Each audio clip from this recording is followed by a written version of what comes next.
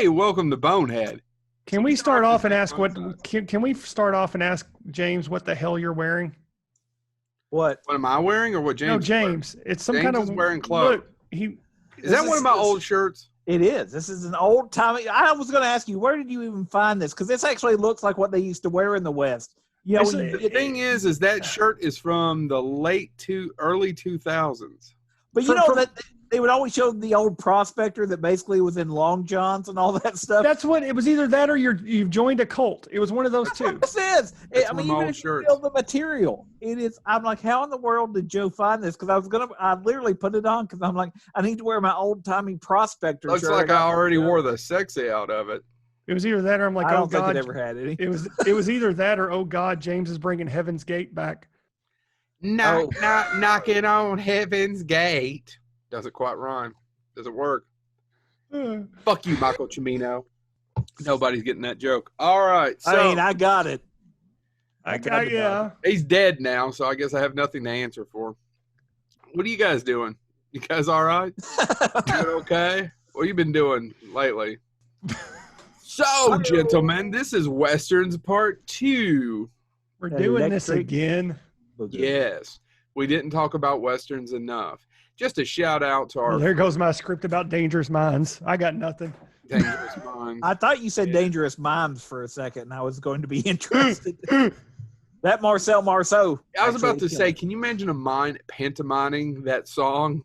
Living in the gangster. How do you do that? Oh, I thought you were doing Knocking on Heaven's Door still. I don't know. No, that's easy enough because you just have some sort of door of heaven and knocking on it. Anyway, so Westerns Part 2 is what was I going to say? Doesn't matter. I don't know. You don't send us your scripts.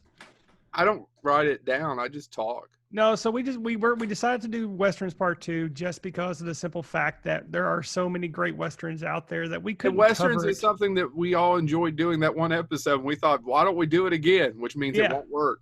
No, but we'll give it the good old... we'll screw it up is what he was about to say. Don't worry, we'll screw it up somehow, somewhat.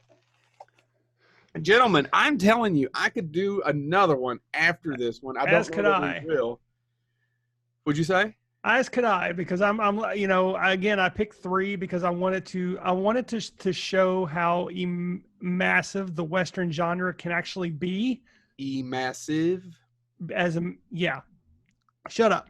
But there were several that I had to leave out because I wanted to cover 3 that covered that notion. Well, see, I went a little differently this time. I was trying to think of 3 other ones like I did. I gave so much thought to the 3 that I thought were the most important and influential, which I love them.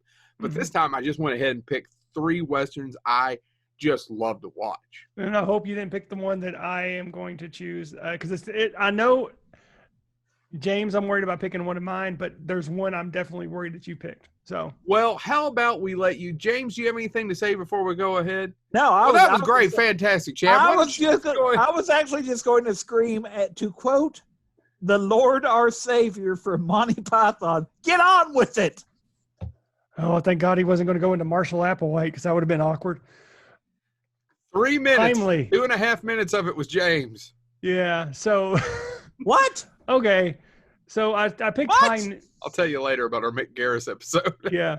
I picked High Noon as my favorite Western of all time. Yeah. And I wanted to talk at the beginning about the one I struggled with between that and High Noon. That and Heroin. It is famous for one particular line.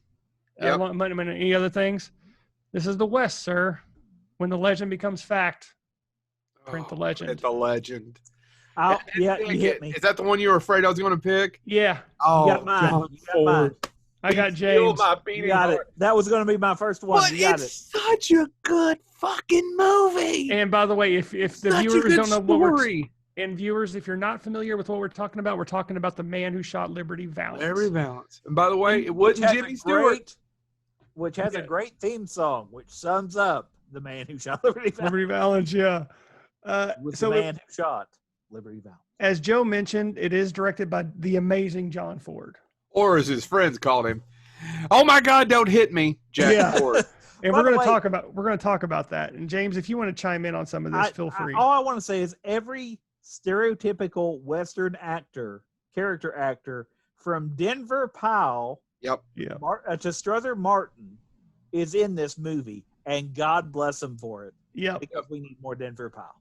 Yeah, and this is a now I who's want to go who. watch it. I do too, and I'm dying to watch it after, because I wrote it, and the whole time I'm thinking about the movie, and I just want to watch it again. But it was directed by John Ford. It was written by James Warner Bella and Willis Goldbeck. James Warner Bella, I looked him up. James, I don't know if you have any information on him, but he was a pilot during World War I. And he wrote the original. That's when they held the bombs out the side and just dropped them. Yeah, it's actually not a joke. I mean, yeah, they had droppable bombs. Yeah, they would literally drive on a biplane and drop a bomb out of their hand, just off the side. And he wrote the original Saturday Evening Post story that went on to become another popular Western, Rio Grande. Now, Willis Goldbeck, his writing partner for this movie, he's also known for writing a certain film. And as soon as I say this hint, you're both going to get it. Todd Browning's best film. Freaks? Correct. Google gobble. It stars John Wayne, James Stewart, Vera Miles, and Lee Marvin. And again, as James mentioned, the list could go on. I just don't want to spend a big chunk of time talking about the actors. It is a massive cast. The movie, I'm not going to give too much away. If us talking about this and showing how much we love this movie get you to watch it, I don't want to ruin anything for you, other than I'm going to tell you this part. It's just about a lawyer returning to a small Western town to attend a funeral of a friend. And during this time there, he tells a journalist about a previous visit where a well-known event happened. That's it. That's all I'm going to tell you. Trust me, I'm not doing it justice. This is a classic film. It has John Waynes and James Stewart play very well off one another. Just everything about this movie is amazing. I do want to go into some facts because, again, as Joe mentioned, John Ford is a notorious asshole, but he loved making films. And in particular, he hated John Wayne. Hated him. I can't express the word hate. They made so many movies together. They made so many movies and they hated him. And on this movie, he did not want John Wayne. He wanted it somebody else, and the studio made him pick John Wayne. And he made John Wayne know that throughout the entire movie. He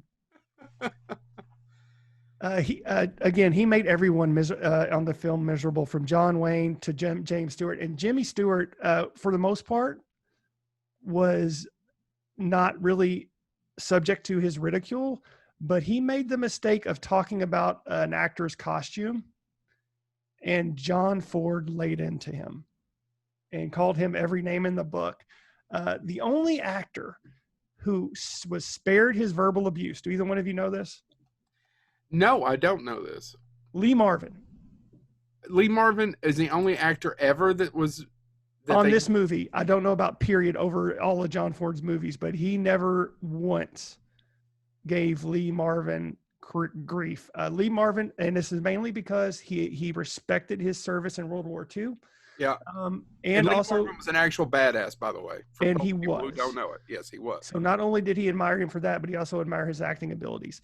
There's one story where they were in the middle of a pretty intense scene, and Lee Marvin arrived late, and he came in and did a really loud whistle, and the entire crew froze, thinking John Ford was going to lose his shit. And all he said was, "That's Lee for you," because it turned out the whistle that Lee did is a famous whistle that they did in the military. So John Ford respected that. Jack Ford, he was an American man. But no, he really hated John Wayne. And I want to talk a little bit about how much he hated John Wayne. I do want to mention one other notable fact about The Man Who Shot Liberty Valance. This is the first time ever John Wayne used the word pilgrim. And I didn't think I knew that. And he used it a total of, I believe, 27 times. Willie Strode, famously, he is an African-American actor. Mm-hmm. You all should give Willie Strode some of the respect. If you don't know who he is, look him up, look at his movies. He deserves a lot of more He's also in The Searchers. Yeah, than he is given. He is an amazing actor. And he did all of his own stunts. He was physically fit. Mainly because it was hard to find an African-American stunt double at the time who could also match Willie Strode's athleticism.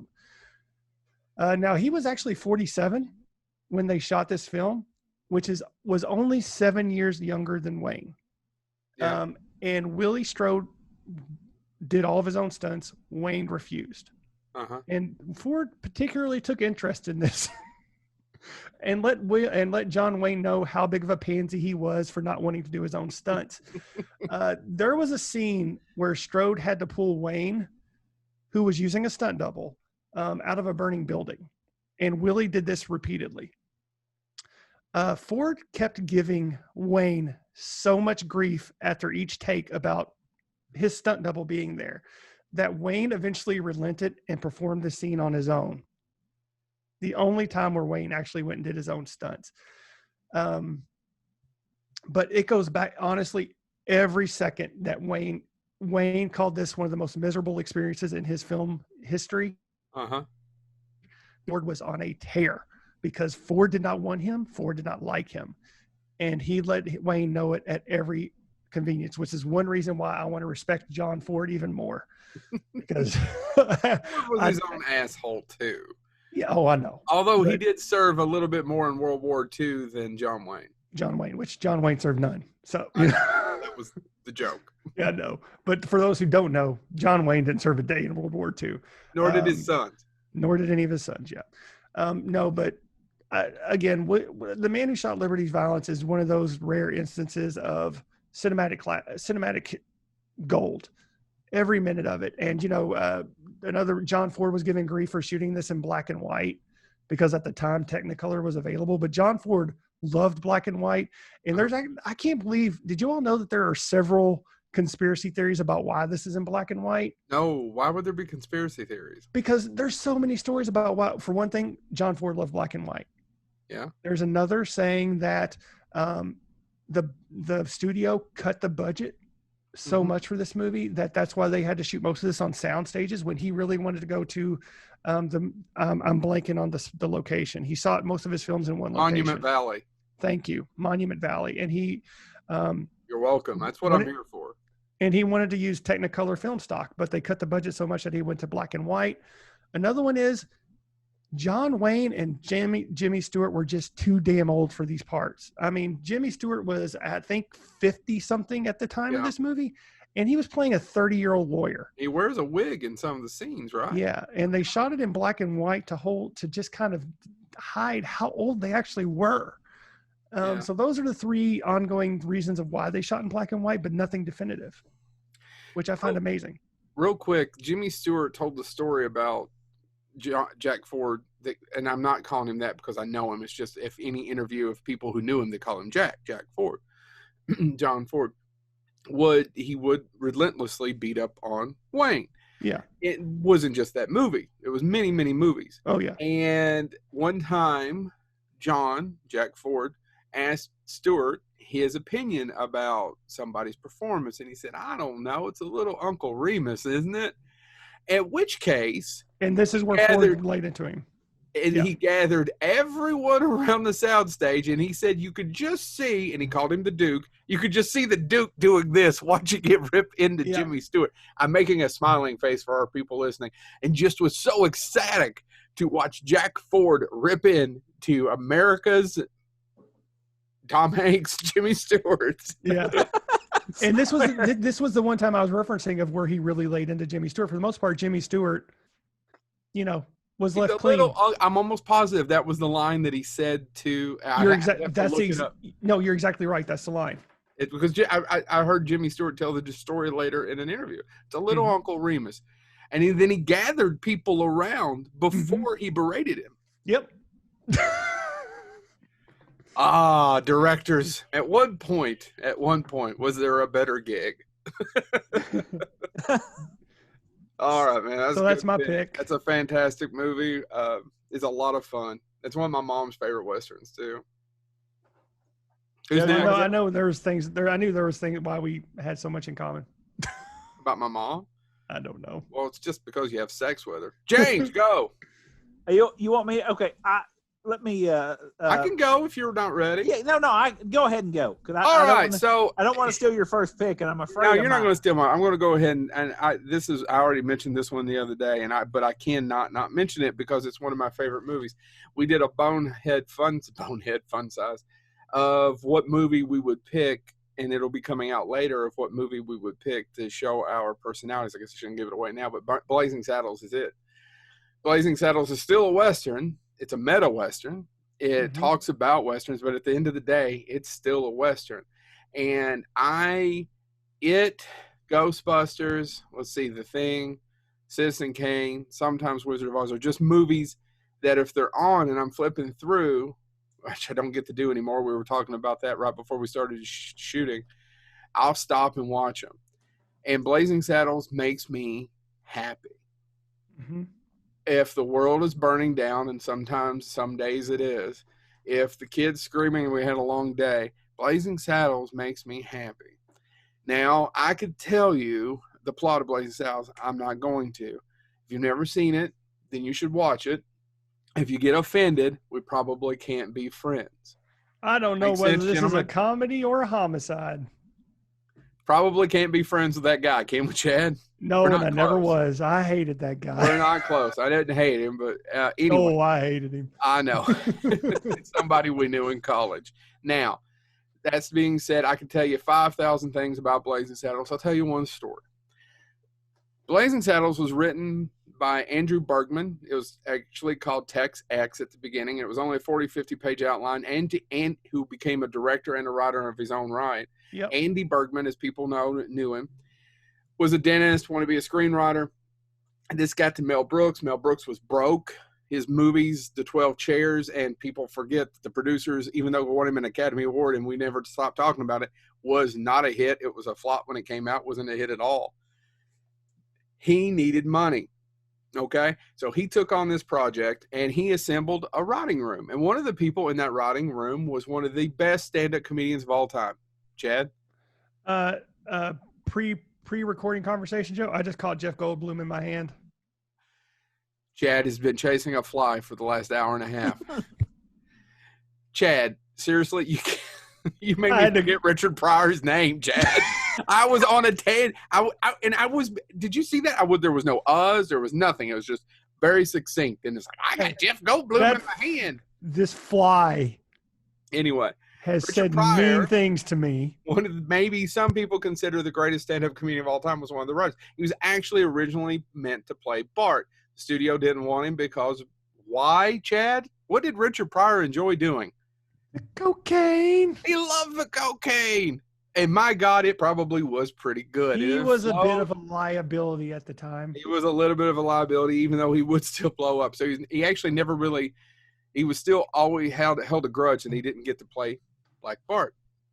So one of the best lines, or one of the lines, or a lot of the lines you think in Blazing Saddles that are racial, you thought were written by him. That's not true. His favorite thing to write was lines from Mungo, like Mungo Only Pawn in Game of Life. That's Richard Pryor. By the way, hilarious line. The best line he wrote for the whole movie, Mel Brooks cut. I still to this day say that was a mistake.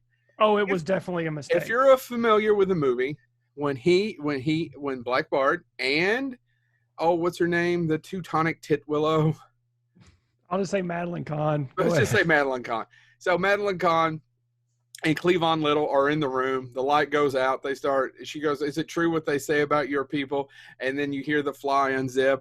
And then you hear, it's twoo, it's twoo, it's twoo. The joke ends. That's not where the joke ended in the original Richard Pryor writing. The next Jeff Goldblum line. Escaped. What'd you say? Jeff Goldblum escaped. Nobody cares. And the next line would have been, hey, baby, you're sucking on my arm. Yep. That is what we call comedy genius. I'm done. James?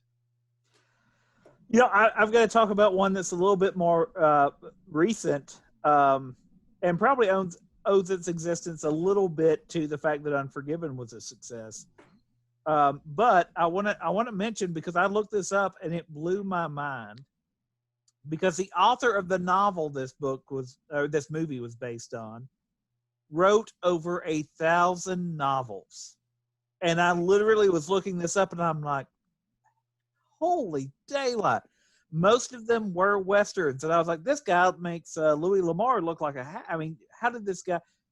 And his name is, his pen name was Lauren Payne. Lauren Payne. Larry P. His actual name it was Doesn't matter. Lawrence Kerfman Derby Jr. Pen name's better. So he went by Payne. But he was born in 1916, actually did not die until 2001. But he wrote so many books. Stephen King talks about, Stephen King developed his pen name because he wanted to, could I still be? Well, this man actually had a ton of pen names, including Mark Carroll, John Kilgore, Clay Allen, A.A. Andrews, Dennis Archer, John Amore, Carter Ashby, Harry Beck, Will Benton. It goes on because he was turning out so many Westerns. But his novel, that he's only had 2 of these novels made into films, which kind of shocked me because he was insanely popular. His novel, The Open Range Men, became Open Range with Kevin Costner. Directed by Kevin Costner. It's a fantastic Western. Stars a great cast. Costner, Robert Duvall, Michael Gambon, Annette Bening, Michael Jeter.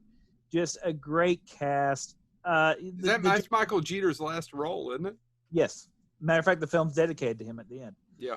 The general outline is that they're open range men. They don't farm. I mean, they graze on their open prairie. Well, the open prairie's disappearing, and you have a boss that's taking it over, and people end up dying. I mean, there's this idea of who owns what happens there, and it's again just another snapshot of the West as they knew it is disappearing. And they get called back to basically try to right a wrong, and things don't go well. And it is, again, there's something fascinating about Westerns to me that look at that time when the West was dying. Yeah. When, that you can't just have open range. Well, now I own this land and I don't want your cattle on my land. Right. And so they find themselves, there's an inevitable showdown between the Old West and the New West of who has control of land. That idea of defending the freedom of a lifestyle that's going away. And it's just, I don't want to give away the ending or anything, but it is a great Western that looks at the fact that really the Western as we know it, the true time period of the Wild West, is an extremely narrow window. Much, if you watch Westerns, it seems like it lasted, a century. It didn't. It was really arguably a 10 to 20 year period. And this movie looks at what happens when that time period ends. Yeah. But it does it in such an entertaining way. And, the Kingpin rancher is Sir Michael Gambon. And just Kevin Costner directed it. The screenplay was actually written, and this kind of shocked me because you've got this author of novels who's written a ton of books. The screenplay was written by Craig Storper. And if the name Craig Storper is really familiar to you, I am shocked because I was kind of shocked that he is the one they tapped to do the screenplay. If you look him up, his first credits on IMDb is not for screenplays. He's a grip. Yep. His writing credits included the after-school special episode High School Narc from 1985. It was based on Chad's life. 1986, a TV movie, The Truth About Alex. 1988, One Fine Night, which was a short film. And then Are you getting something this?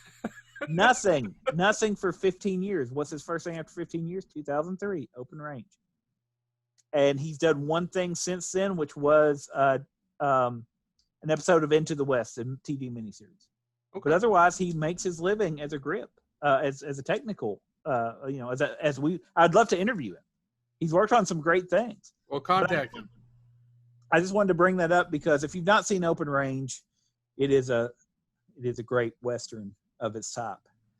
All right, Chad, what's your second pick? All right, so Joe, leave your comments at the door. I know I could pick many classic Westerns, but I wanted to pick this one because of cultural significance. And it's not a well-known Western. In fact, it's just kind of been lost to time. People don't remember it at all. 1993's Posse. Okay, it's not a comment. It's just it has one of the most cliched lines in it of all time that always drives me crazy. What's that? You go to hell. Will you tell? I'll see you Oh, in hell. Or you tell them Jesse sent you. Since you, yeah, You son of a no. bitch. And I'm going to be I honest. remember from the trailer. Was that the villain's last movie? That actor, he was also on Logan's Run. I can never remember his name. I need to look. I don't know. He died shortly after that. I don't He's know. not Michael York. Sorry, you said the villain in Logan's Run. Yeah. Yeah. And I'll be honest with you, this is not a perfect film by far. I find it entertaining. It is very flawed, and good luck finding a positive review on it. But it is culturally significant because it is mostly it's a Western with an almost all African-American cast. Yeah. With the exception of Stephen Baldwin. And the villains are white as well. But I mean, culturally significant, all African-American cast doing a legit Western. Yep. And it tells an interesting story. And I want to talk about that momentarily. It was actually directed and stars Mario Van Peebles. It was written by Cy Richardson and Dario Scardapane. Cy Richardson, he's only wrote 2 movies. This one and another unknown, not a very well-known movie. He's actually a very prolific working actor. If you look it up, he's done over almost 150 roles. Lost my place. I'm sorry. And Dario Scardapane hasn't done much either. He did write several episodes of Netflix's The Punisher. The movie stars Tommy Lister, who's one of my favorite character actors, Big Daddy Kane, Stephen Baldwin, Charles Lane, Billy Zane, Tone Loc, Pam Grier, and the list could go on. Isaac Hayes, Blair Underwood. It's a massive cast. The story is about 5 Buffalo soldiers fighting in Cuba. They discover a gold cache and they flee to America to make their way to an African-American town in the West. I think it's called Freedom Land. It was founded by the main character's father. I don't want to. If this sounds appealing to you, check it out. Again, how hard would it be to find though? Huh? It's streaming.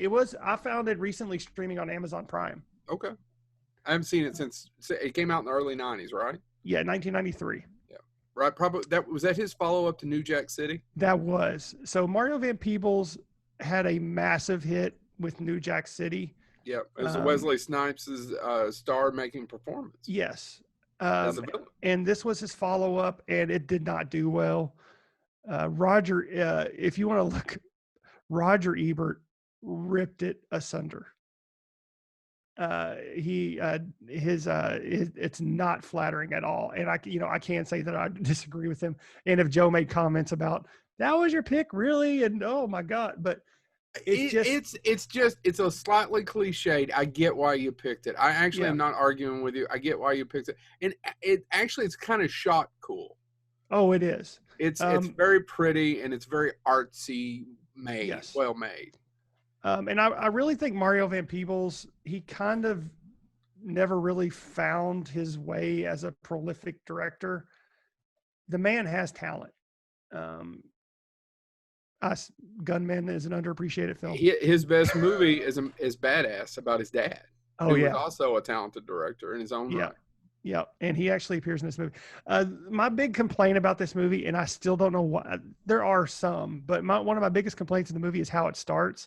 For some reason, it's just an African-American man sitting in a rocking chair telling this story and rocking back and forth, and then it cuts to what is obviously a modern-day photo trying to look like an old-timey 1800s Western photo, and it goes, they were the original posse, and then the posse title comes across in flames. It doesn't make it's Bonanza.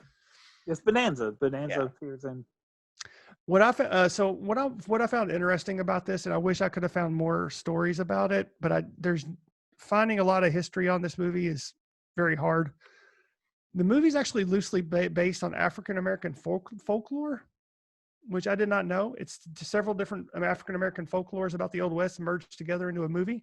And the stories are also stories that the writer Cy Richardson, who's himself an African American, collected during his childhood in the early 1900s. So it is watch the movie. It is very flawed. but just for the historical relevance of an all American cast doing a Western, which at that time was almost unheard of. And Mario Van Peebles had a lot of guts to do this movie. It didn't work out the way that I don't think he would have hoped, but there's some significance behind that movie. So, Joe. Yeah, I didn't see that one coming. James, or is it Joe? It's you. I'm sorry. I went I'm third. about to talk about the most quotable Western of all time. You already did. It's called Blazing Saddles. I was going to say, we already the did. Second most quotable Western of all. I'm going to talk about the most quotable Western of all time that's not a comedy. Well, you already did. There's two types of men in this world, Joe Lewis. Oh my God. I'll see you in hell. I had my quotes pulled up. I didn't know something, so I want to go back through some history of, and I'm so sorry about that. I lost my spot. You're wanted, Wales. Reckon I'm bright popular. You a bounty hunter? A man's got to do something for a living these days. James, what's the next line? Dying ain't much of a living, boy. Yeah. Which is also used to great effect by John Aston. Oh, and a version of it is used by John Aston in The Frighteners. So, yeah. But thanks for throwing me off my mojo. The Outlaw Josie Wales. Starring Clint Eastwood, starring John Vernon, Sandra Locke, who would become Clint Eastwood's wife. Here's some trivia. It's based on a book that actually got retitled under subsequent publications. But do you know who wrote it? He was a former leader of the KKK. But it's funny because the movie adaptation is very much of the 70s. And we talked about this before, and I want to talk about it again. Don't you point your finger at me? Westerns represent the decade in which they were made better than any other genre. And he's probably right. And the sense of Outlaw Josie Wales has very much an anti-war message. And it came out in 74, 75, right at the time of Vietnam ending down and winding down. A lot of it was anti-Vietnam, even though we see Clint Eastwood differently today. Wouldn't you agree, gentlemen? Yeah. Yeah. Here's the other thing. It was written by two screenwriters. One I'm not even going to talk about, not because I don't want to dismiss them, but there's not much to talk about. The other one was Philip Kaufman. Philip Kaufman would go on to give us the best Invasion of the Body Snatchers film. He also did The Right Stuff, and he's one of the writers of James's favorite movie with a guy who wears a fedora. Philip Kaufman's one of the screenwriters for Raiders of the Lost Ark. He made his living writing screenplays before he became a director. Did you know that he was the original director of The Outlaw Josie Wales? No. Did you know he got fired? No. Do you know he didn't get along with Clint Eastwood? I'll say yes, so I don't have to keep saying no. I'm building up to something. Do you wonder why those two men didn't get along? Their love of pottery. No. Sandra Locke. Oh. Yeah. She got cast. And they were both making a play for Sandra Locke as the story goes. And Philip Kaufman found himself without a job. And Clint Eastwood was put in as director. Now, I find this fascinating because I hear tell, as I was researching this a little bit, that if you go back, you can find a lot of the cast and crew that say, yeah, technically that's actually Philip Kaufman's movie because everything was picked out. He'd already started, cast, wardrobe, screenplay, the whole 9 yards. Clint Eastwood just said action and direct for the rest of the several months it was shot. Now, one other interesting thing about this, and I would love to sit here and go on about all the quotes, but I'm not going to do all the quotes, is Chief Dan George was older. Now, Chief Dan George plays one of the Indians. He was an actual Indian in the movie and in real life. He was older and had a hard time remembering his lines. And no matter how many times he would practice them, he would still flub them. And this is how Eastwood directed him. He would say, Dan, Chief Dan, can you just tell me a story about a boy over a mountain? And he was a fantastic storyteller, so he would just do it. So those long soliloquies that you remember from that is him basically telling those stories in his own words so that he could get that part of the script out. It has fantastic lines all the way through it. One of my favorite is Josie runs into with this guy that's selling this miracle elixir that you've seen in many westerns before, and he all of a sudden Josie spits on his shirt and goes, "How does it do for stains?" Our friends Craig and Phil, you watch it all the time. I have a really good story, and I think you gentlemen were there too. Maybe we'd had a couple of drinks, and maybe there were black powder pistols being snapped at one another. Maybe this had happened. Does anybody remember? Oh, yes. But there's words. Hold on. There's iron in your words of death, Josie. Yeah. This is for looking through. Yeah, this ain't for eating. This is just looking through. It has a place in my heart for two reasons. One, I liked it before them. But second reason is I have quoted that movie with Phil and Craig and had so many wondrous times over the years that it just means a lot to me. And I love the outlaw Josie Wells. All right, James, me? that's your segue. All right. Well, you all have set me up. Sweet, giving you a little bit of trivia and rolling right on. I could give you the plot of Outlaw Josie Wells. Just go watch the damn thing. Pretty much, it says it in the title. You all have set me up for mine so well because Chad introduced the concept of Buffalo Soldiers, and you talked about quotability. And for a certain age group, they didn't get introduced to Westerns by your movies. And as we are a pop culture podcast, I need to bring in another area, and that is, of course, the video games. Red Dead Revolver, for a huge population of video game players. They ripped off Eastwood. Isn't most of it just Eastwood? Oh, it's not just Eastwood. It is every spaghetti Western ever. It is, and that's why I want to bring it up. It's just like Metal Gear Solid. John Carpenter should get a check every time they make another And by the one. way, James, it's no guns. What? It's no guns. Oh, shut up. Nobody cares about guns. Guns in it. We're not playing new versions of guns every couple years. Hey, you some bitch. Thomas Jane. Oh, he broke out some bitch. You some bitch. Thomas some Jane as the cowboy hero in Guns beats Red Dead Revolver. Come at me, bro. Hush your mouth, because Red Dead Revolver. And Lance Henriksen. What made Red Dead Revolver so great was that they ripped off Clint Eastwood. Well, no, was that if you liked Westerns, if you liked old school Westerns, when you play this game, it actually it plays like a film. There is grit on the reel-to-reel, so to speak. So it has like the marks where it's an old film when it cuts to movie scenes. But for a lot of people who didn't like Westerns, this was basically Rockstar, who did Grand Theft Auto, which everybody loved. They were like, well, what if Grand Theft Auto was set in the Old West? And they borrowed not only from Clint Eastwood. Before Quentin Tarantino got to it, there's an entire boss battle where you battle somebody that dresses as an undertaker, but he drags a coffin around. And what does the coffin have in it? It has his gun, his Gatling gun.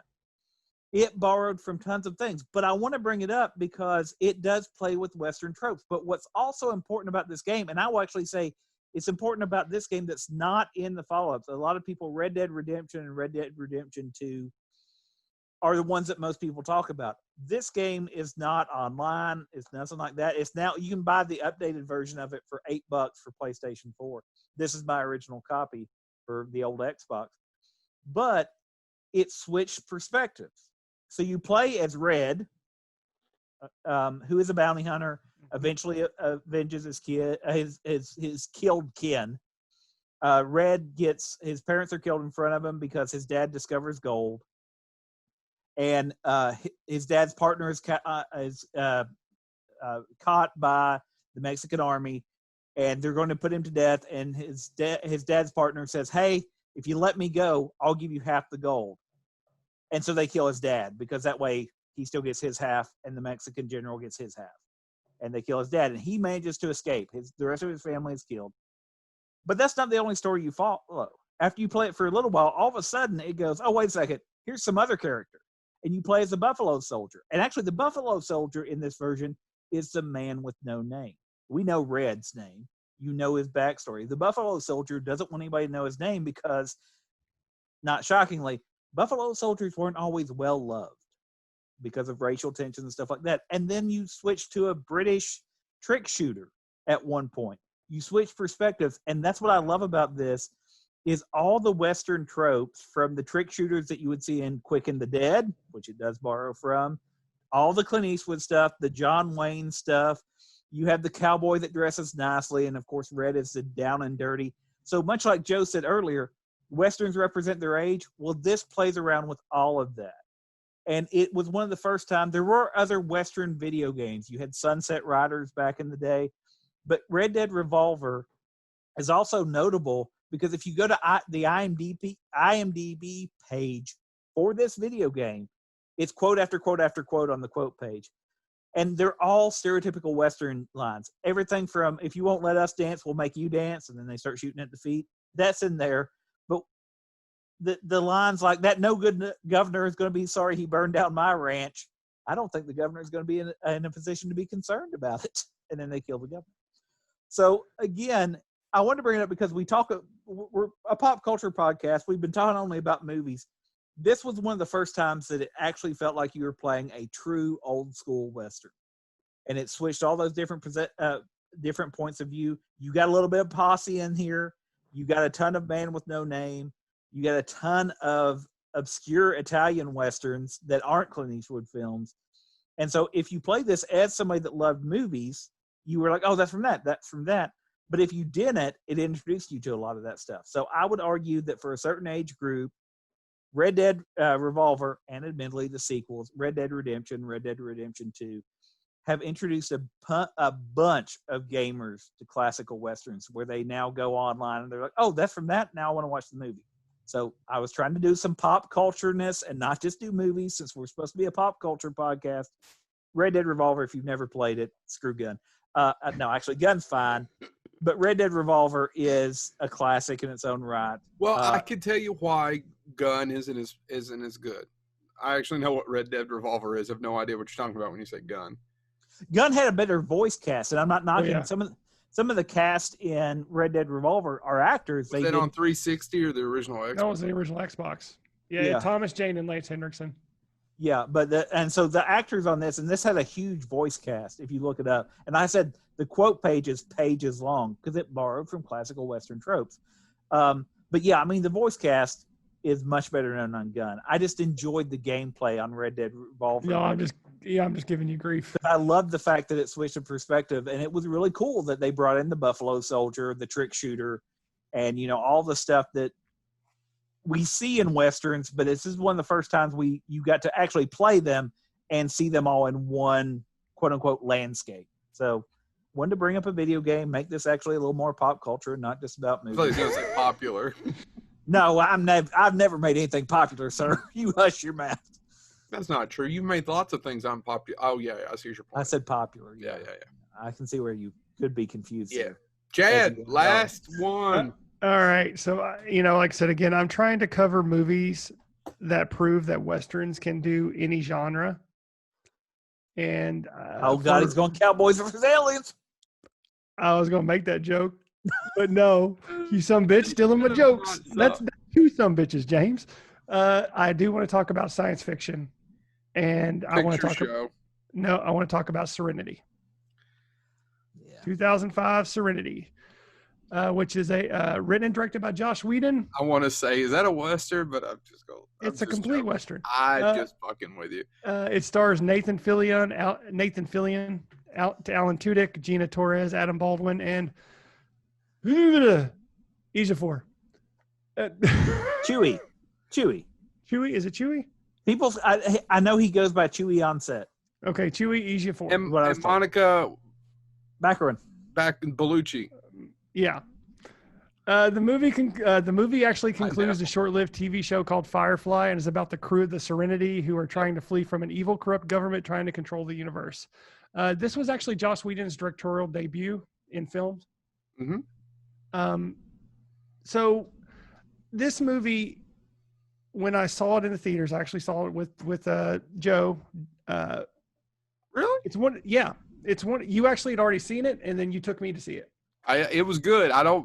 Hey, I'm not arguing that I saw it twice. It's a good movie. It is a really good film, and it's one of those movies where it takes a lot to get an emotional pull out of me, and this is one of those movies that did that, which is why one of the reasons why I wanted to bring it up. It's also why Chad makes an excellent puppy killer. Yeah. No emotions whatsoever. No. Just takes them, drowns them. Yeah. I mean, I don't want to see it. But You're not a reaver, Mal. Yeah. One interesting fact I found about the movie. Do you remember, so there's a great fight scene in a bar where River, the female, is triggered. Summer and she Glau. goes, huh? Summer Glau. Summer Glau. Right. Yes, correct. She gets triggered and she goes ape shit on everybody in the bar, and her brother has to come in and whisper something in her ear. Do you know anything about that scene? Nope. I don't know anything about the movie. In fact, I was just waiting for you to have a pause so I can say, I don't think we should be talking about Joss Whedon right now. I know, yeah. Keep going. Did I miss something? Did Joss Whedon do something wrong again? Oh, start Googling, brother. Yeah, don't. It just all keeps piling on. That guy's not had a last good 2 or 3 years. Yeah, and I don't think he's coming back from it. I didn't know if there was an update. I mean, I knew something happened about a year ago. It came out, but now the DC people are starting to pile on. They just fired everybody. Yeah, no. DC just fired everybody. Oh. So long, DC Universe. But the scene, the phrase that he whispers is actually a Russian phrase, and this is one of the reasons why I love Joss Whedon. Unfortunately, who appears to have been possibly a very bad man. We've never met him. I don't know. Yeah, I'm going to say allegedly because I'm holding on to hope. He had an affair on his wife. That's between he and his wife. Keep going. That's my opinion on that. Yep. So it's a Russian phrase that once translated means this hen. This is for hens to laugh. In other words, this is very ridiculous. That's what he's whispering to her as she finally drops into a coma. That reminds me of a friend of mine wrote a resignation letter once with a great quote at the end of it in Latin. But none of the people that we were working for or with at the time were too stupid to Google it to see what it meant. Yeah. James, who was that masked man? Who was that? And what was that sentence, James? I'm sorry. I just want so people know that we're actually cooler than what we seem to be. James, I don't know who did it, but I'm pretty sure the Latin translated into "Life is too short to dance with ugly women." Yep. True story. I don't want to get. If you haven't seen it, which if you're listening to this show, you probably have seen it. There's two very popular characters' deaths. One that's very emotional for me. I believe I leaned forward in the movie chair and almost yelled, "What the fuck?" I don't doubt it. Yeah. Because it just happened. Both of them just happened. Yeah, it just happened. You don't see it coming. Right. Which Joss Whedon is known for killing. Yeah. And his phrase is, "I don't kill people. That's God." I get it. Yeah. The reason, but these two populars, the reason these characters were killed is there's actually reasons behind it. They could not commit to the sequels. Alan Tudyk did not commit to the sequel. He had other projects online, so he couldn't commit to doing a sequel. Which there was a plan to do a sequel. And the reason behind why I find hard to believe. They said he had moved on to working on the Avengers, but this came out well before. That's not Marvel. Accurate. That's not. There's no way that's accurate. Internet. That's not accurate. I have a hard time believing. Now, if you told me they both asked for more. Ron Glass has passed on now. He's a fantastic actor, played Shepard Book. Yeah. You would know him from Barney Miller. Well, actually, you probably wouldn't know him from Barney Miller. I don't know what he's going. Barney Miller. I would know him from Barney Miller. I knew him from Barney Miller, too. That's when I first watched the show. I'm like, oh, it's the guy from Barney Miller. And who shares a birthday with me. Well, he did. Rest in peace, Ron Glass. Yeah. But yeah, that's what several places I saw said that he, and also Joss Whedon, when he was working on the sequels, if it was going to happen, he actually had committed to the fact that he was going to bring them back if they could come back and do a sequel, and he would find a way that would be believable, which I don't see how that could be. Well, I think you could almost bring it back Shepard Book probably a little easier than Shepard Book than Alan. No, you can't bring back Tudyk. Yeah. Well, and what I wanted to say real quick about I agree with your pick, Chad. I think that's a great Western that just happens to be in space. And suck up. No, the two great. Why would I suck up to Chad? Nobody cares. I don't know. Chad. You've got shit reasons. Look at you. Wearing a fat man's old shirt from 20 years ago. I don't have nice things. No. Revenuers came and took it all. No, Yes, it did. what I love that movie though because it does have that cadence of Western quotes. Oh yeah. One of the best quotes on there is where the operative, which you can almost think of as a bounty hunter if you want to do a direct Western, Yep. the operative is hired to find them. That's who Chewie Ejiofor plays. But he has this scene where he goes back and forth with Mal, and it is those great getting ready to duel lines back and forth. And where the operative has the line, "Do you know what your sin is, Mal?"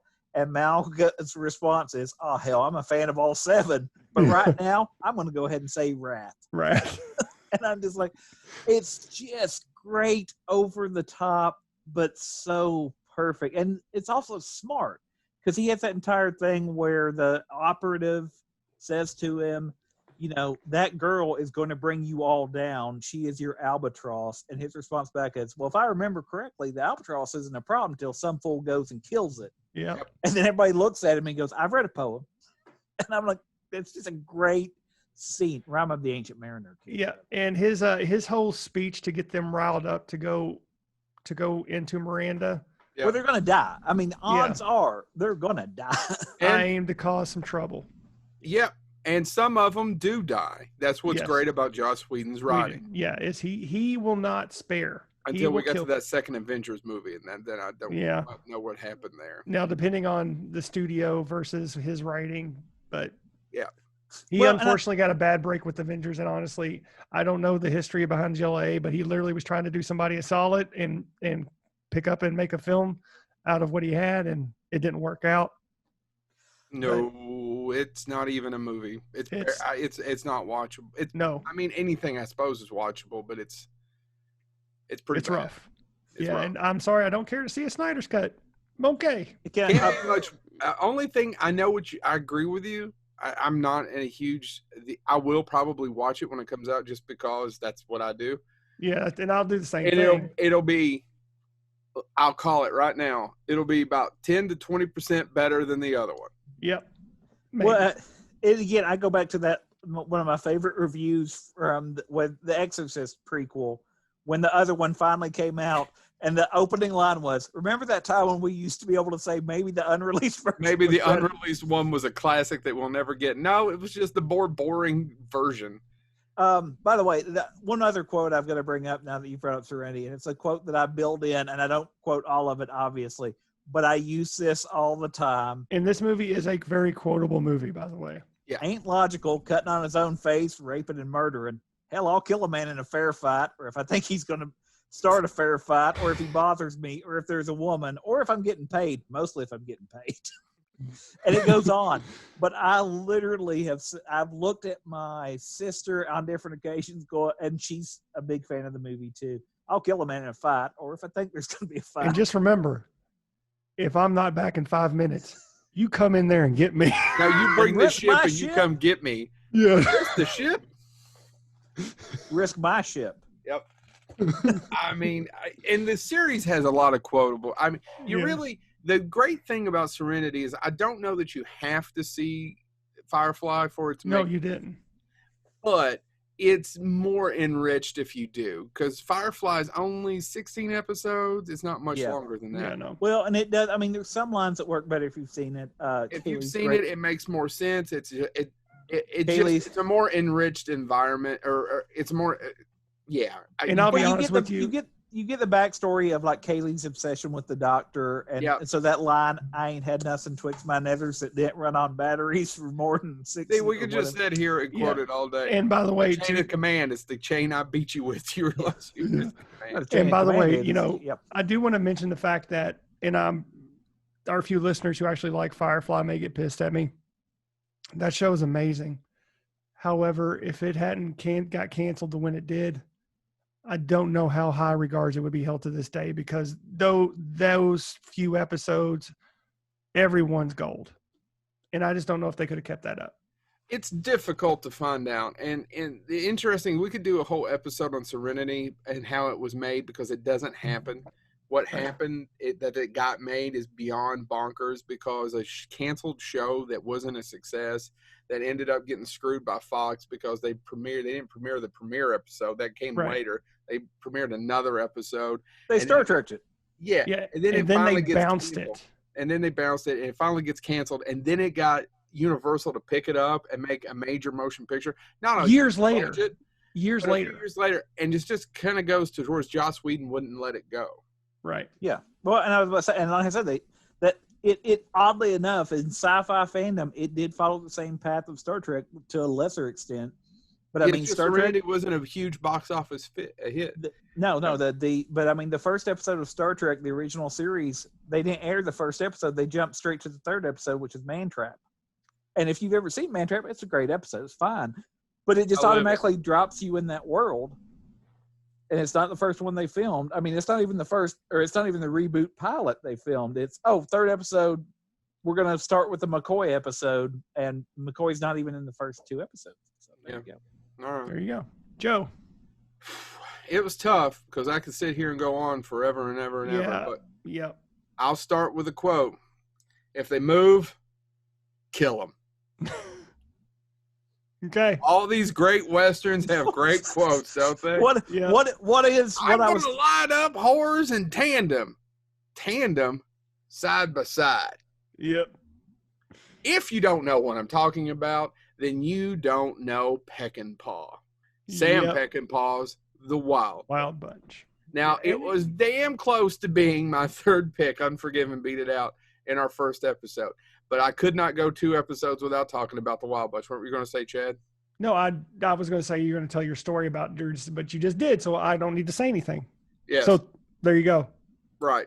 So sorry. but The Wild Bunch is an amazing film. It is nonstop.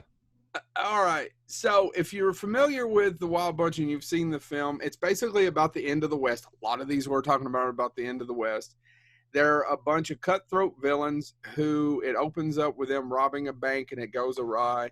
And then they want to do one last score and run away to Mexico, which is a plot we've seen how many countless times before, correct? And not all in Westerns as well, too. All in Westerns. So not only, it's also in other movies that aren't Westerns. So a couple of things I want to talk about that I find fascinating. When it came out, John Wayne said they just killed Westerns. Also, another famous director told Peter Bogdanovich, I could have killed 10 people in the time it killed Peckinpah to kill one. Which I find hilarious. Yeah. The scene where they get ready to go save their friend at the end when they decided, all hell, they kind of made it, but they take their friend and they're going to get him. That wasn't in the screenplay. Peckinpah made that all up in the day of. It's called the famous walk scene. And one other interesting thing I find is Ben Johnson later told everyone that the Mexican women who were frolicking with him and Warren Oates in huge wine vats, they weren't actresses. They were actual prostitutes from a nearby brothel. And the reason why Peckinpah did it was so he could tell everybody that he put the prostitutes on Warner Brothers' payroll. The train robbery itself wasn't also in the script that takes place in the middle. It was improvised on the spot.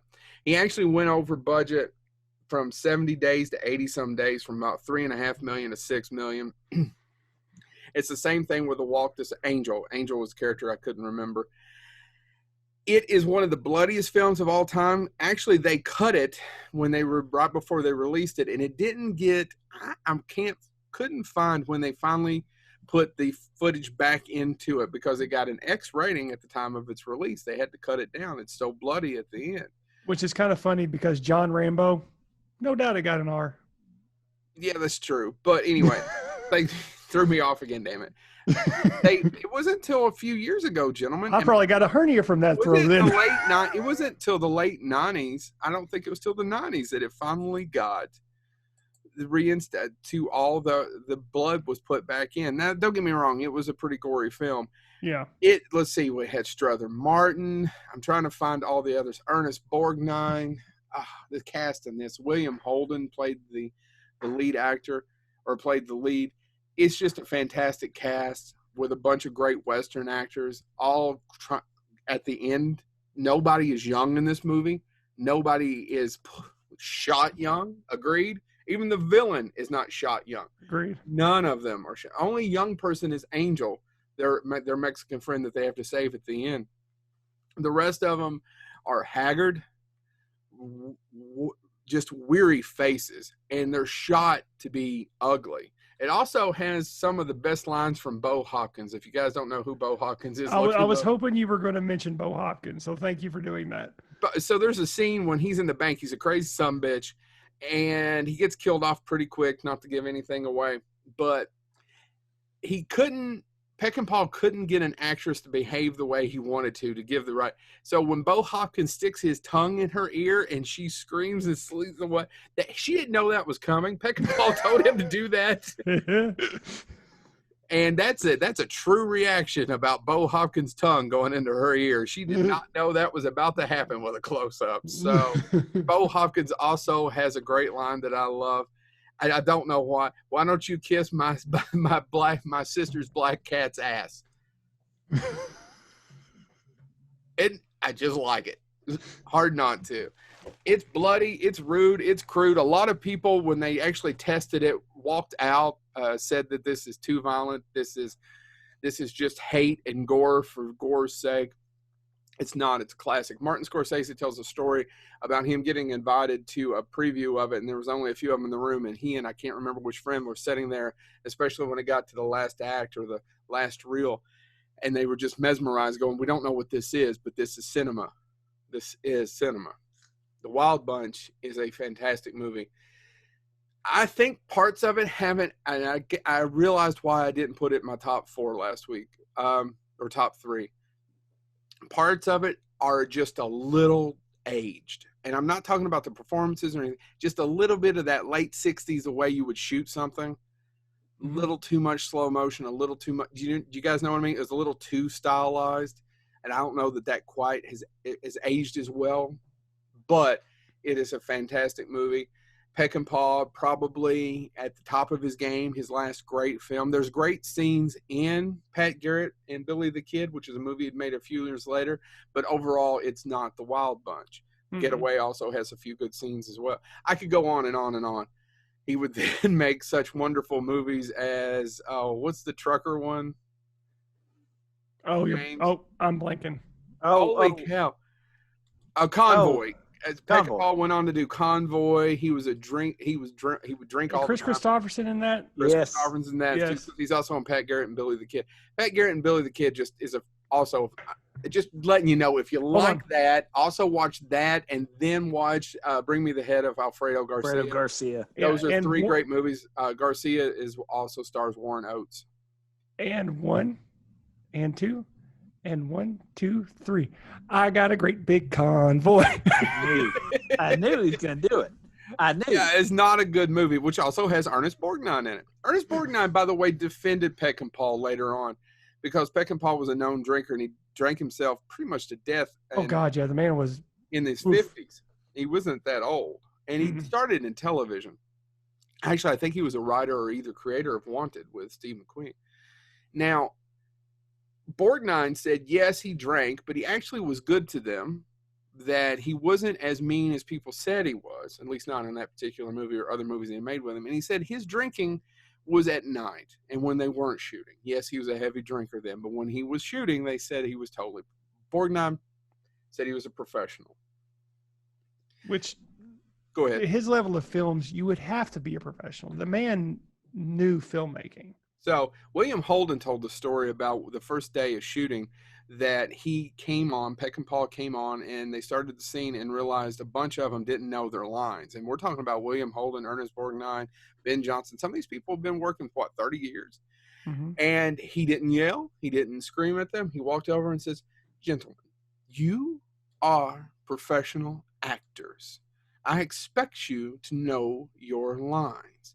And that they dispersed, and all of them went to their places and got their fucking lines down in the next 30 minutes. That's all he said to them. And it scared the hell out of them. He's a small man, too. He's very small. Yeah. Real quick, sorry, I'm so sorry. Warren Oates, I should do a whole episode on Peckinpah. Warren Oates, actually, later on, if you like it, Bring Me the Head of Alfredo Garcia, it's said that that's actually, he's playing Peckinpah in that movie. The big glasses, the whole 9 yards, that was his tribute. And he said most people didn't even think Peckinpah knew that was who he was playing, but Warren Oates is playing Peckinpah. All right, James, transition. This one's going to be another one, and this actually is one that I went. Another video game. No, we're here to talk about the greatest Western movies. Now, let me tell you about the Choose Your Own Adventure. You said greatest Westerns, and in all fairness, if we're going to call ourselves a pop culture podcast, yes. What's your next one? I'm going to go with one that when I saw it in theaters for the first time, I actually walked out going, I don't know. I've cut it a couple times since then. And it's a Western that's got some psychology to it. It's slow in parts and fast in others. It's got a great cast. And one of my favorite lines from it, actually there's two lines that I love from it. One I'll talk about in a second, but I do love the line, I told you you'd never hang me, Cole. Never ain't here yet. Appaloosa, directed by Ed Harris, which probably owes its origin to the fact Open Range did pretty well. Appaloosa did not do as well. So real quick, no criticism. I enjoy that movie, but man, it is a slow build.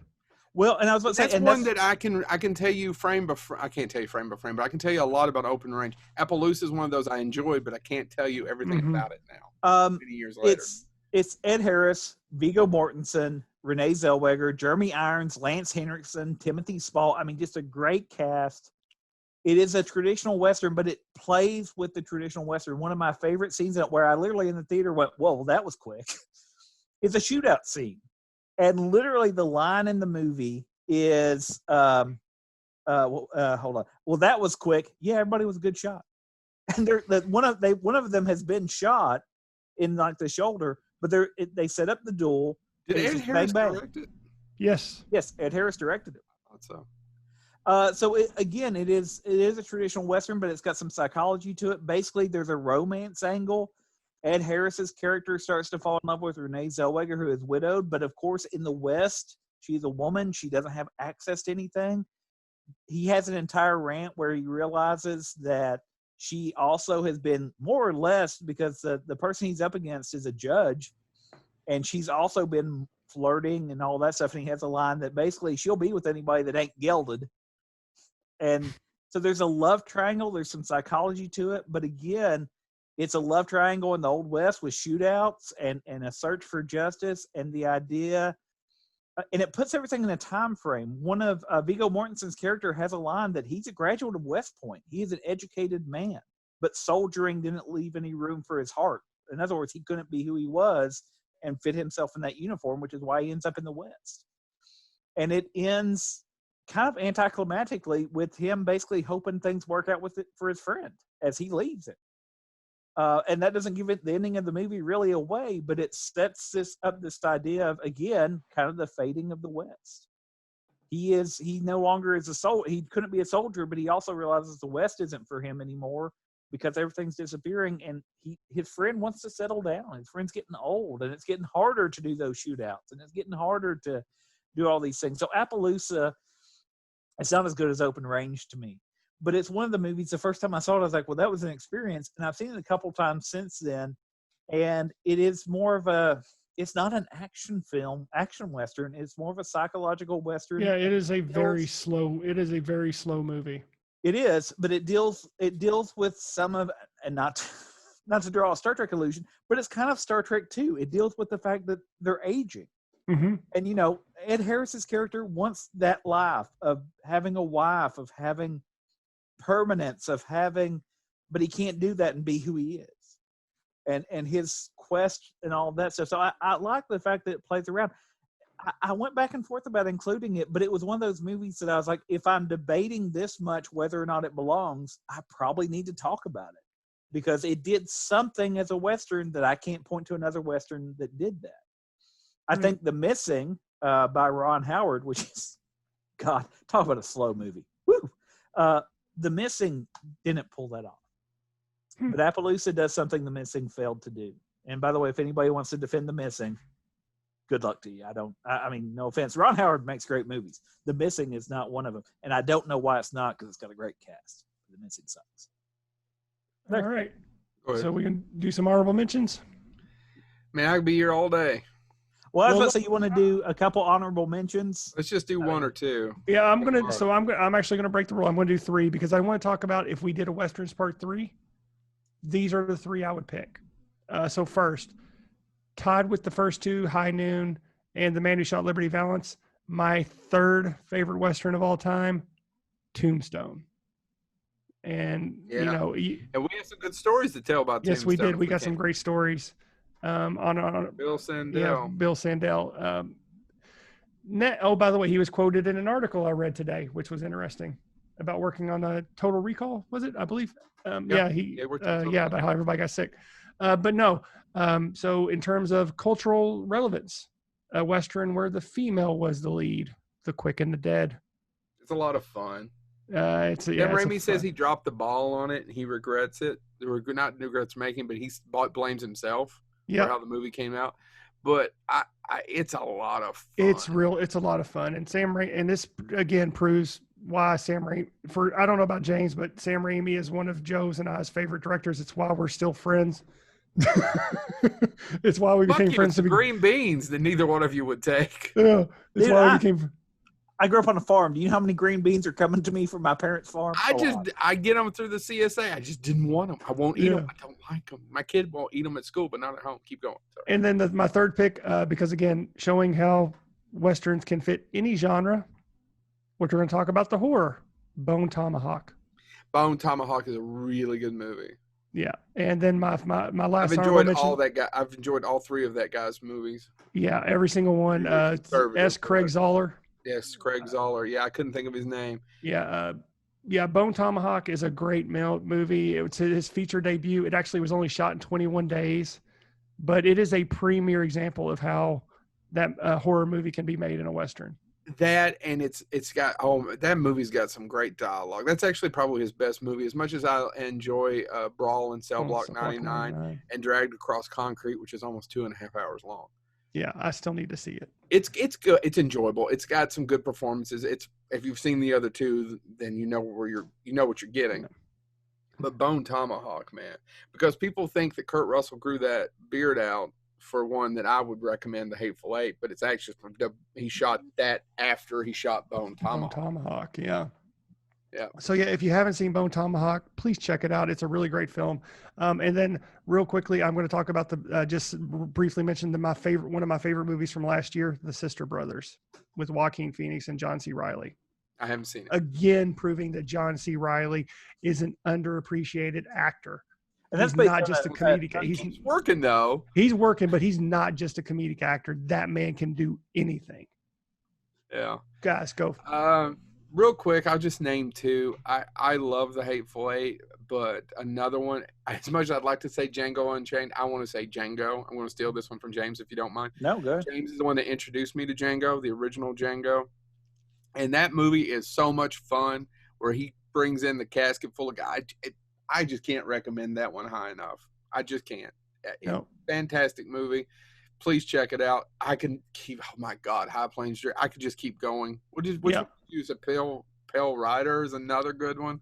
Pale Rider, which some people consider Pale Rider in the same vein as High Plains Drifter. It is. I prefer High Plains Drifter, but yeah. Well, yeah, but James, I've got to bring up a couple. One I want to bring up just because I think a lot of people would be shocked that we're not going to. I know you want me to wrap up, even though you went on for 30 minutes about your movie. But Dead Man, the one you did, and I don't know. Oh, the Jim Jarmusch. Jim Jarmusch. I think Dead Man. That's on so many lists, by the way, if you Google them. And I need to go back because in the 90s, I thought this is stupid. I still think it's stupid. Dead Man, it has a great cast. Yes. That's what I was going to say. It's got a great cast, and it's got a lot of people pick it out because it actually looks at the cultural overtones. I wanted to at least mention it. And that's what I want to do. I'm going to move on for a minute. Neil Young did do the score for it, though, so it's got a great pedigree going into it. It's not – I didn't name it as one of my top 6, obviously. I've got to mention a couple that are just stupid fun, and one of those has to be Maverick. Both the television Maverick shows is good. and the movie. Maverick is a lot of fun. Maverick is a lot of Maverick is fun. fun. And I'm going to mention one as an honorable mention because I don't know how they pulled it off. It's a TV movie. Oh, actually, there's 2 TV movies I need to mention. One is Evil Roy Slade with John Aston. It's not Blazing Saddles. No, and I know what you're talking about. It's just It is a great. It's Evil Roy Slade. It's played by John Aston, and I didn't even great. that movie. I never thought about it until you just said it. It does turns out, Chad, it didn't make a lot of top 10 lists. Yeah, sure. well, but Evil Roy Slade. If you've never seen it, it was a TV movie that's way funnier than it has any right to be. Are you He has an talking entire about the Apple scene. Dumpling Gang? No, to me, Evil Roy Slade is funnier, though I do appreciate the Apple Dumpling Gang. I think the sequel is better, though. Bring your own rope to your hanging. Anyway, Evil Roy Slade basically is about Evil Roy Slade. It's John Aston. He goes to prison. He gets out. He falls in love, and he tries to become a good person, and he just can't because he's evil. It's kind of they an named him Evil Roy Slade. Yeah. What did they expect? It's not like they named him Good Guy Jim. Much like though with the challenges with Blazing Saddles, there's some jokes, even though it was a TV movie, that you could not do today that are in Evil Roy Slade. If you haven't seen it lately, watch it. It's got some. Yeah. Tell Joe who wrote it. I don't know who wrote it. Gary Marshall. Oh, really? Is that Gary? I didn't know that, Chad. I didn't look it up. It's just going to be my honorable mention. But the other We one won't that I have to mention how I mention. went on Gary Marshall. By the way, I like Gary Marshall. I think Gary Marshall is a very funny guy. I'm not defending myself now for this. But anyway, I'll do it later. the other one I want to Marshall mention Estate sues me. is a TV movie that deserves some credit for pulling off reuniting every Western character every character in Westerns from TV back in the day. And I'm referring to, of course, the epic TV film starring America's hero, Kenny Rogers. Not The Gambler, sir. I'm talking about The Gambler Returns, The Luck of the Draw. Why am I picking that movie? Not because it's good. I don't But know. that You could have movie- picked Six Pack. No. That movie is relevant because my dad didn't like the movie, but he would sit there and watch it for one reason. If you were a fan of Western TV shows, 50s, 60s, or 70s, guess who they had cameos from in this movie? And they were playing the characters they used to play. Bat Masterson is played by Gene Barry. Wyatt Earp is played by Hugh O'Brien. The Rifleman appears, played by Chuck Connors. His son Mark, played by the guy that played his son Mark, Johnny Crawford. Kane from Kung Fu, David Carradine appears. Westerners, Brian Key shows. The Virginian shows up. And, of course, Brett Maverick from Maverick. They all have to team up with the Gambler to go on a quest to save these children. I don't actually know what they're saving. But it was literally, I can remember my dad watching it going, this isn't good, but God, look at, there's Bat Masterson. You see that Bat Masterson? He's on that TV. My dad does. You can say the same thing about Maverick, though. Maverick has all those people in. Even James Gardner. Well, and that's what I mean. But Who played I would love the original to be, Brett Maverick. I would love to be in the scene where they're like, okay, we need, Brett Maverick, or we need Chuck Connors and James Gardner to do this scene with the Gambler as they go right into this epic confrontation. Because in my mind, I just would have loved to be on set. Because if you did watch, I watched all that stuff in reruns with my dad. That had to be a cool moment when you're like, holy crap, Brett Maverick and the Rifleman are riding side by side. I find it funny that James Garner sued to get out of his Brett Maverick contract, as I recall, right? And would end up not only playing his father, but also Brett Maverick in The Gambler Returns. I did not know that. James buried the lead on The Gambler Returns. You know who else was in the posse? You said posse, right? Yeah, posse. You know who else was in The Gambler's posse? Who? Claude Akins as Teddy Roosevelt. Claude Akins. Buried that. Anyway, but you mentioned that, by the way, Joe. Sheriff Lobo. That is so dumb. That is so dumb. Is anybody out there right now going, Sheriff Lobo?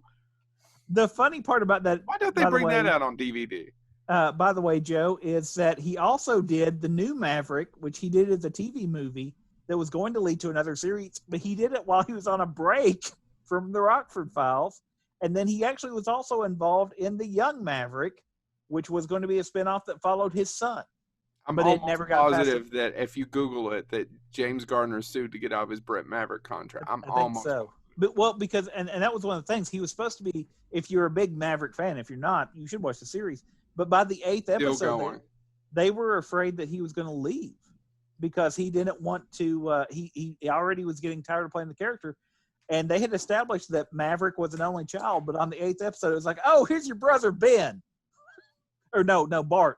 There's Brett and Bart, and then their long lost brother. Their youngest brother was Ben. Let's just do a whole episode on Claude Akins. I mean, if Dom DeLuise is our number 2 episode on SoundCloud, Claude Akins has got to be. He's in that John Mellencamp movie that he wrote, directed, and starred in the early 90s, too.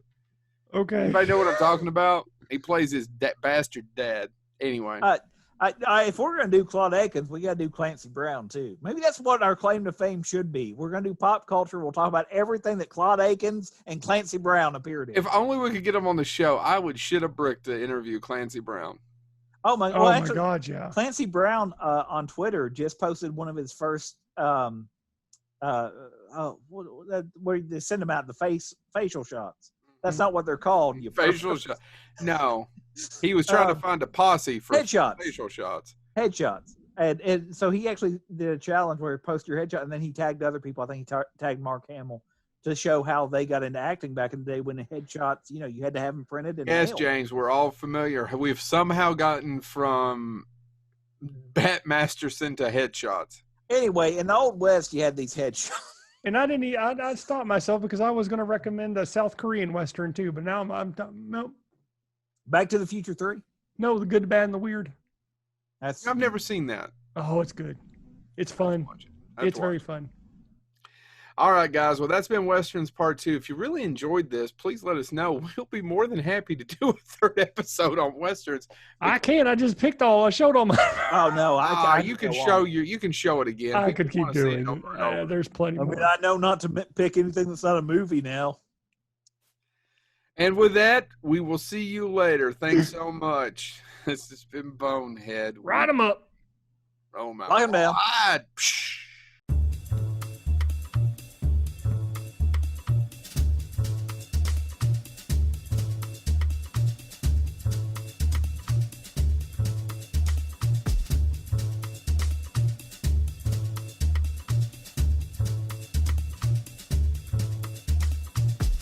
Ah.